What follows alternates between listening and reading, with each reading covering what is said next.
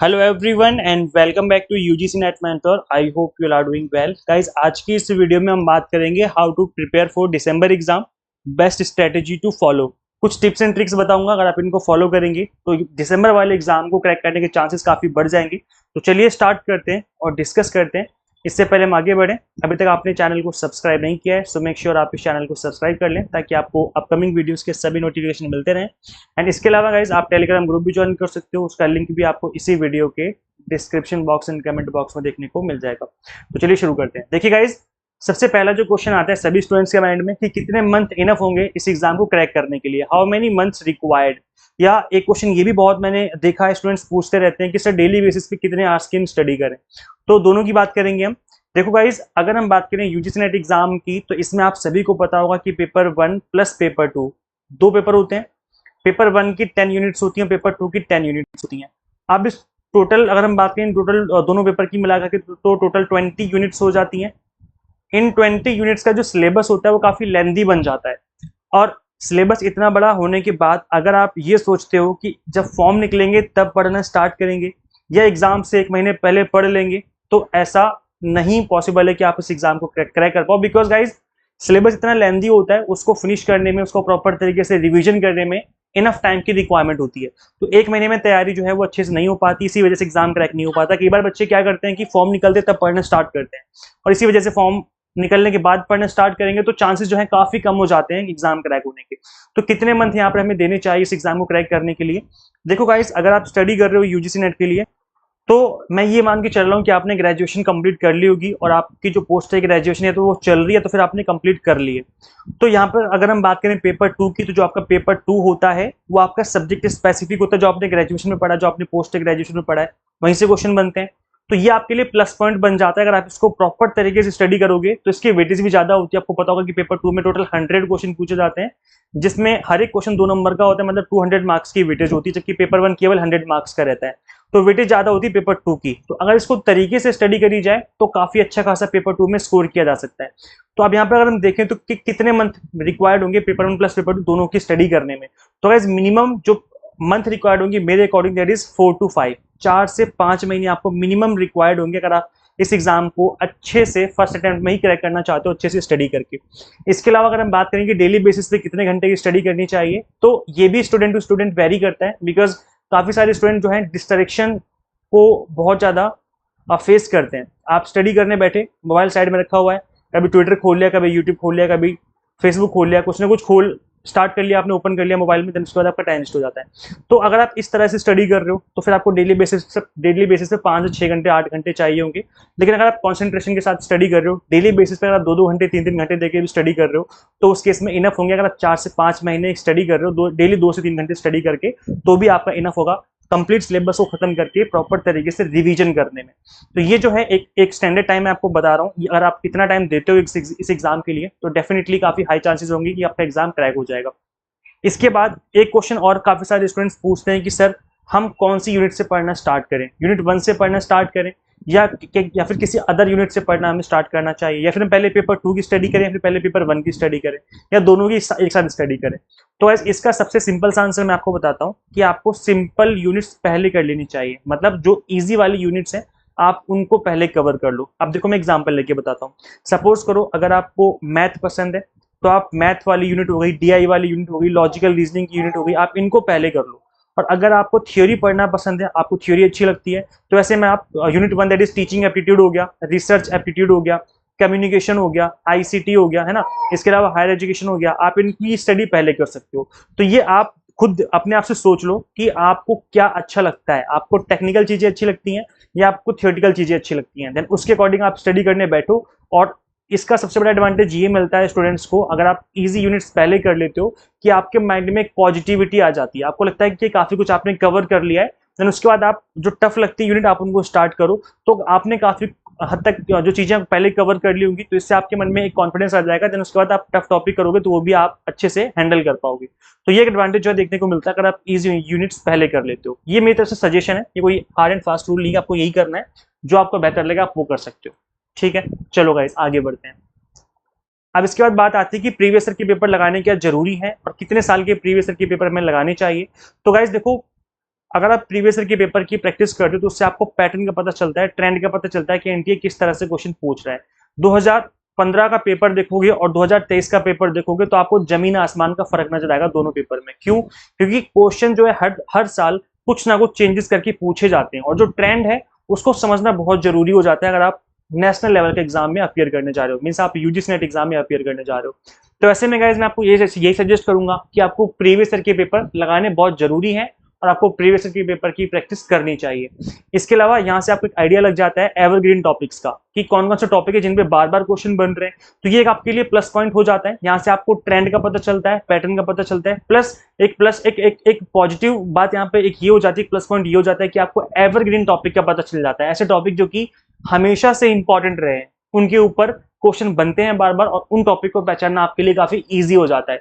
इसलिए आप previous year के पेपर लगाएं, जरूर लगाएं, और मेरे अकॉर्डिंग मिनिमम 5 इयर्स के आपको पेपर लगाने ही चाहिए, इससे कम पेपर मत लगाना, मिनिमम 5 साल के पेपर आपको लगाने ही लगाने हैं। इसके अलावा गाइस अगर आप मुझसे पूछें कि प्रीवियस ईयर क्वेश्चन की कौन सी बुक जो है बेस्ट इस टाइम पर मार्केट में, तो मैं आपको उस वाली बुक से रिकमेंड करूंगा, बिकॉज इसमें मैंने देखा कि यहाँ पर इनकी बुक में आंसर के साथ साथ क्वेश्चन का एक्सप्लेनेशन भी गिवन है। तो ये चीज मुझे बहुत अच्छी लगी, बिकॉज अगर आप एक्सप्लेनेशन समझ लेते हो किसी क्वेश्चन का तो उसके आसपास के जो भी टॉपिक होते हैं वो आपके अच्छे से प्रिपेयर हो जाते हैं। तो पेपर 1 की जो इनकी बुक है प्रीवियस ईयर क्वेश्चन पेपर की 2023 वाला जो एडिशन है, उसका लिंक मैं इसी वीडियो के डिस्क्रिप्शन बॉक्स में दे दूंगा, साथ ही कमेंट बॉक्स में भी पिन कर दूंगा। तो वहां पे जाके आप इस बुक को परचेज कर सकते हो। ऑनलाइन ऑर्डर करोगे तो वहां पे आपको डिस्काउंट देखने को मिल जाएगा। अगर आप ऑफलाइन लेते हो तो वहां पे आपको डिस्काउंट नहीं मिलता है, बट यहाँ पर अगर आप ऑनलाइन परचेज करते हो तो यहाँ पर आपको डिस्काउंट भी देखने को मिल जाता है। तो इसका लिंक डिस्क्रिप्शन में गिवन है, उसको जाके चेकआउट करें। इसमें जो है आपका मार्च 2023 वाला पेपर भी इंक्लूडेड है, तो वो वाला जो पेपर है वो भी आपको यहाँ पर देखने को मिल जाएगा। जो 2023 का पेपर है, अभी जो रिसेंट एग्जाम हुआ था जुलाई से पहले वाला जो एग्जाम था मार्च अप्रैल वाला, उसमें आपको पेपर जो ये वाले मिल जाएंगे। ठीक है, आई होप यहाँ तक समझ में आ गया है। चलिए गाइस आगे बढ़ते हैं और डिस्कस करते हैं। इसके अलावा गाइस देखो, अगर हम आगे बढ़े तो समझ लेते हैं कि एवरग्रीन टॉपिक्स की क्या इंपॉर्टेंस है।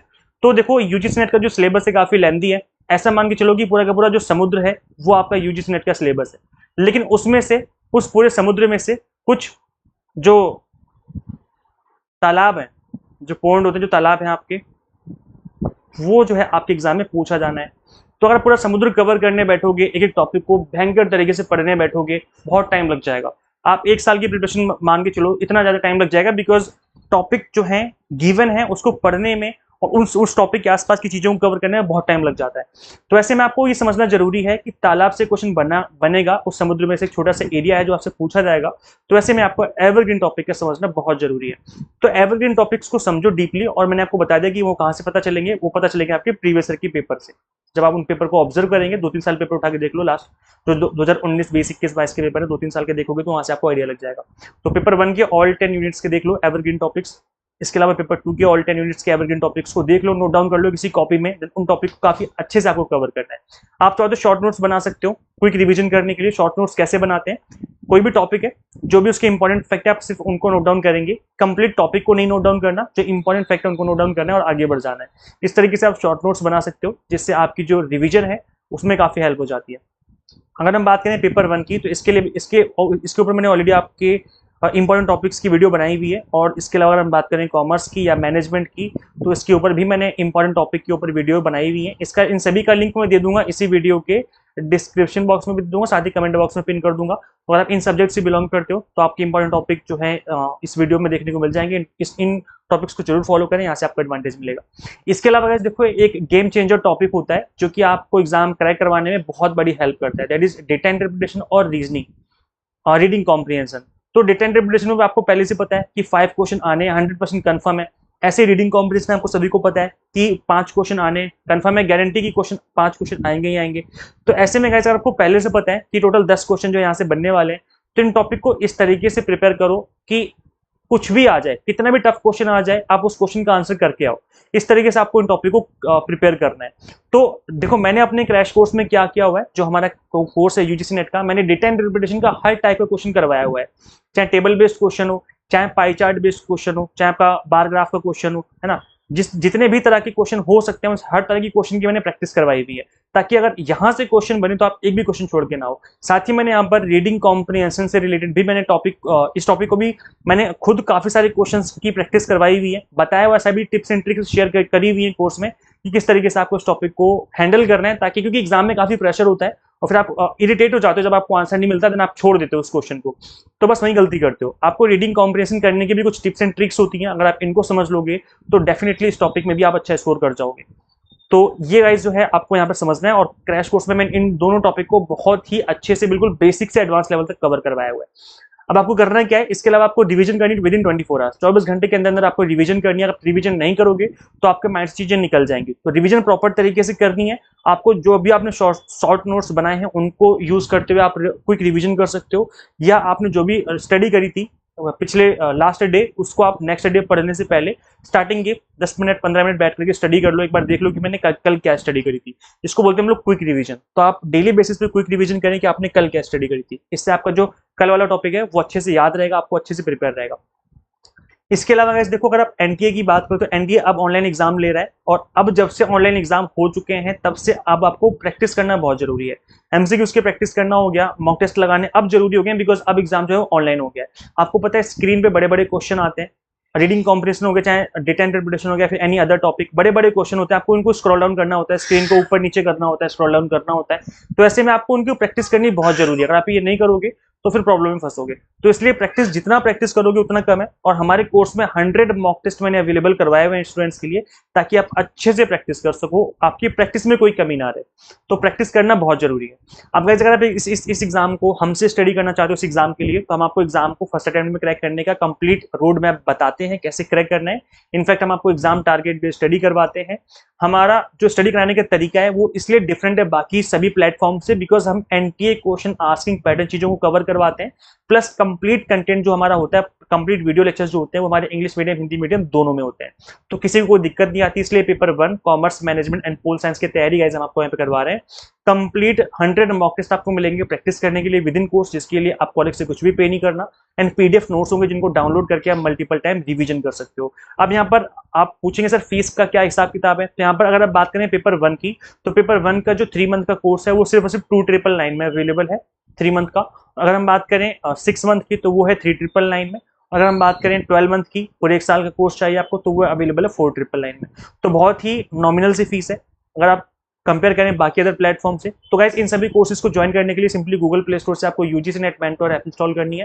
अगर आप iOS यूजर है तो उसका लिंक भी आपको इसी वीडियो के description box and comment box में देखने को मिल जाएगा। So thank you so much for watching this video. Share this video with all NET aspirants, subscribe for UGC update and assistant professor job updates. Guys, मिलते हैं फिर next video में। Till then keep watching UGC NET mentor. Thank you so much.